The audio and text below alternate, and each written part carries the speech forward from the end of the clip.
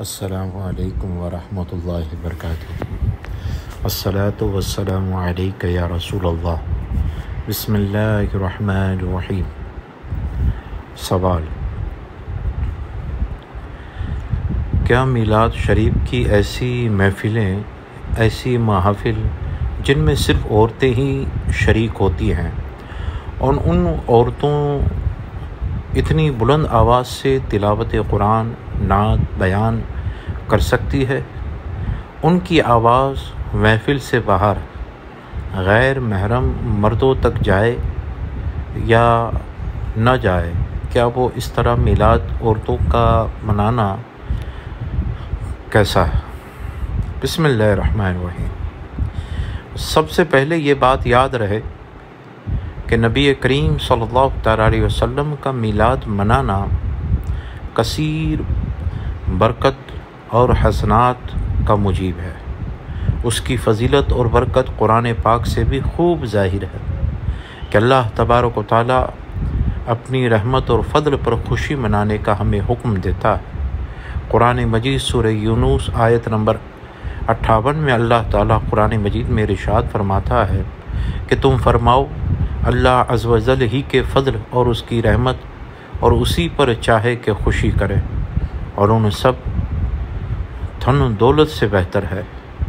تو اس آیت کریمہ میں اللہ عز و جل نے اپنی رحمت پر خوشی منانے کا ہمیں حکم ارشاد فرما رہا ہے، اور بلا شبہ شک و شبہ حضور پرنور شافع یوم ناشور صلی اللہ تعالیٰ علیہ وسلم اللہ تعالیٰ کی بہت بڑی نعمت ہے، جن کو اللہ تعالیٰ نے تمام جہان کے لیے رحمت بنا کر بھیجا اور ان کو مبعوث فرمانے پر احسان بھی جتایا۔ چنانچہ نبی کریم صلی اللہ تعالیٰ علیہ وسلم تمام جہان والوں کے لیے رحمت ہونے کے بارے میں اللہ رب العزت قرآن مجید کا میں ارشاد فرماتا ہے وما ارسلناک الا رحمۃ للعالمین۔ سورہ انبیاء آیت نمبر 107 میں کہ ہم نے تمہیں نہ بھیجا مگر سارے جہاں کے لیے رحمت بنا کر بھیجا۔ دوسری جگہ اللہ رب العزت قرآن مجید سورہ آل عمران میں آیت نمبر 64 میں ارشاد فرماتا ہے لقد من اللہ علی المؤمنین اذ بعث فیہم رسولا، کہ بے شک اللہ تعالیٰ کا بڑا احسان ہوا مسلمانوں پر کہ انہی میں سے ایک رسول بھیجا۔ پہلی آیت کریمہ میں سرکار عالم صلی اللہ تعالیٰ علیہ وسلم کو رحمت ہونے اور دوسرے میں نعمت ہونے کا ذکر فرمایا۔ پھر جب حضور اقدس صلی اللہ تعالیٰ علیہ وسلم اللہ تبارک و تعالیٰ سے عظیم رحمت اور نعمت ہیں تو ان کا میلاد منانا یعنی ان کے فضائل کی محافل کا اہتمام کرنا اور اس میں اللہ تعالیٰ کی نعمتوں کا اظہار اور چرچا کرنا، اور خود اللہ تبارک و تعالیٰ ہمیں اظہار نعمت اور اس کا چرچا کرنے کا حکم ارشاد فرماتا ہے۔ جیسے سورہ والضحیٰ میں آیت نمبر 11 میں اللہ فرماتا ہے کہ اپنے رب کی نعمتوں کا خوب چرچا کرو وَعَمَّا بِنِعْمَةِ رَبِّكَ فَحَدِّثْ۔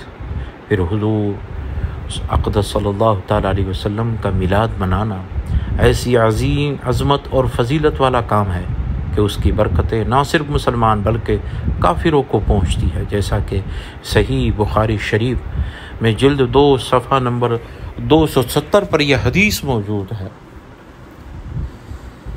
کہ نبی کریم صلی اللہ تعالیٰ علیہ وسلم جب صحابہ ابو لہب کی خادمہ لونڈی نے ابو لہب نے اسے آزاد کر دیا، اس نے نبی پاک صلی اللہ تعالیٰ علیہ وسلم کو دودھ پلایا، تو جب ابو لہب مرا تو اس کے بعد گھر والوں نے اسے برے حال میں دیکھا۔ اس نے ابو لہب سے کہا تم نے ہم سے جدا ہونے کے بعد کیا پایا؟ ابو لہب نے کہا تمہارے بعد میں نے کوئی بھلائی نہیں پائی سوائے اس کے کہ مجھے اس انگلی سے جس میں نے صحابہ کو اس خادمہ اور لونڈی کو آزاد کرنے کے بدلے میں اللہ مجھے پانی پلاتے تھا۔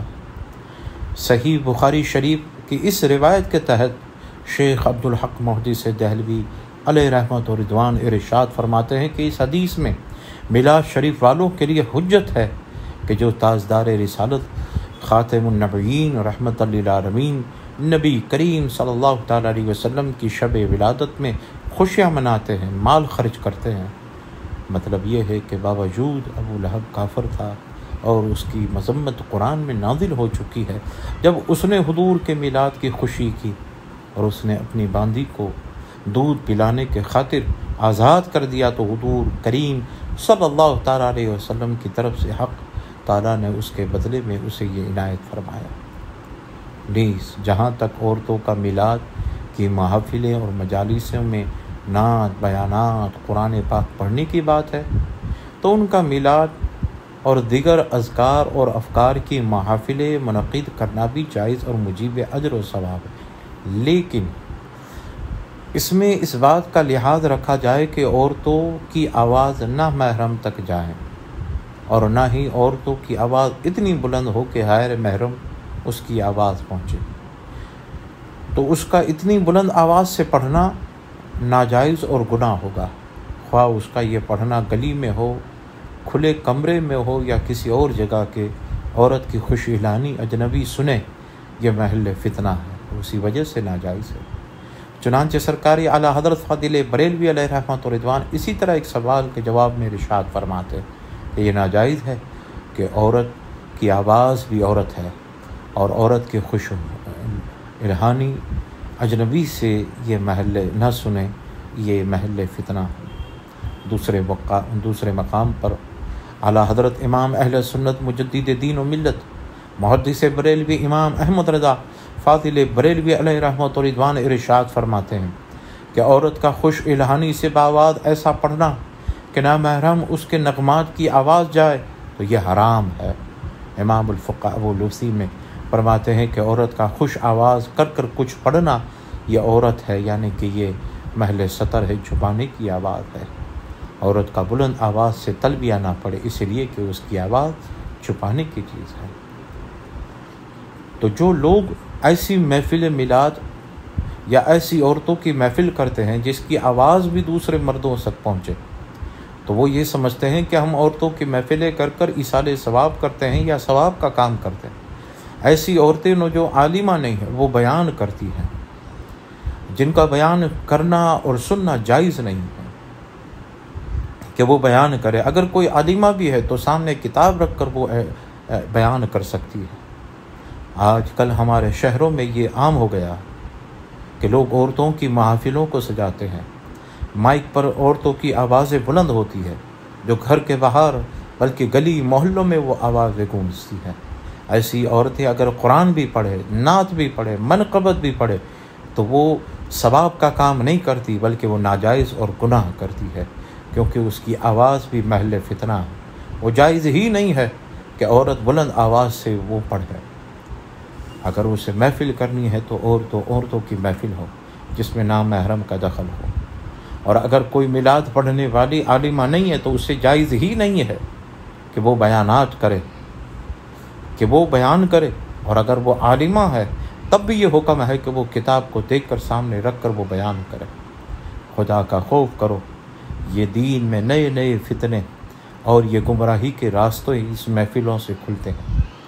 حلال حرام کی تمیز نہیں، عورتیں اتنی سجدی دھتی ہے، حلال حرام کی تمیز نہیں رہتی، وہ کیا دین لوگوں کو سکھائے گی، کیا لوگوں کو دین بتائے گی، کیا وہ حضرت ماں فاطمہ کی سیرت بتائے گی، کیا حضرت ماں عائشہ صدیقہ رضی اللہ عنہ ازواج مطہرات علیہ طہار کی سیرت امت کو بتائے گی۔ خدا کا خوف کرو، یہ ثواب کا نہیں گناہ کا کام ہو رہا ہے۔ دین پر عمل کرو، شریعت پر عمل کرو۔ کتاب فتاوی رضویہ جلد نمبر 22 صفحہ نمبر 240، کتاب مدارج النبوت جلد نمبر 2 صفحہ نمبر 34۔ الصلاۃ والسلام علیک یا رسول اللہ۔ تو میری گزارش ہے کہ مرد حضرات خدا کا خوف کریں اور یہ عورتوں کی محافلیں یعنی محفلیں بند کریں۔ ایصال ثواب تو بڑی دور کی چیز ہے، اس سے ثواب بھی نہیں ہوتا۔ اور جو قرآن صحیح سے نہ پڑھے تو پھر وہ چاہے آواز میں پڑھے یا نہ پڑھے، جب وہ قرآن صحیح سے پڑھ نہیں سکتی تو ایصال ثواب کس چیز کا ہوگا۔ نعت شریف پڑھنا، خوش اعلانی ہو، بلند آواز سے پڑھنا، یہ جائز ہی نہیں ہے، عورت کو یہ جائز ہی نہیں ہے۔ اس لیے کہ جب وہ کعبہ شریف میں بھی جاتی ہے اور تلبیہ پڑھتی ہے تب بھی حکم ہے کہ وہ آواز بلند نہ کریں مرد کی طرح۔ آپ اندازہ لگاؤ کہ جب وہ حج کے احرام میں ہو، حج کے دنوں میں ہو، تلبیہ پڑھنے کا جہاں حکم ہے وہاں بھی وہ بلند آواز سے نہیں پڑھ سکتی، تو یہاں تمہارے گھروں میں۔ اور قیامت یہ ہے کہ جو عالمہ نہیں ہے، صرف کچھ نعت پڑھنا جانتی ہے، وہ بنن سنور کر آتی ہے، حلال حرام کی کوئی تمیز نہیں، نہ دین کا خیال ہے، وہ کیا ازواج مطہرات کی سیرت بیان کرے گی، وہ کیا نبی کی سنتوں کو بیان کرے گی۔ غیر عالم یا عالمہ کا بیان سننا جائز نہیں اور انہیں کرنا بھی جائز نہیں۔ خدا را ایسے فتنوں سے اور ایسی چیزوں سے بچو۔ اللہ کریم ہم سب کو صراط مستقیم عطا فرمائے۔ اللہ ہمیں توبہ کی توفیق دے اور ہماری توباؤں کو قبول فرمائے، آمین۔ بجائے کا سید المرسلین، الصلاۃ والسلام علیک یا رسول اللہ۔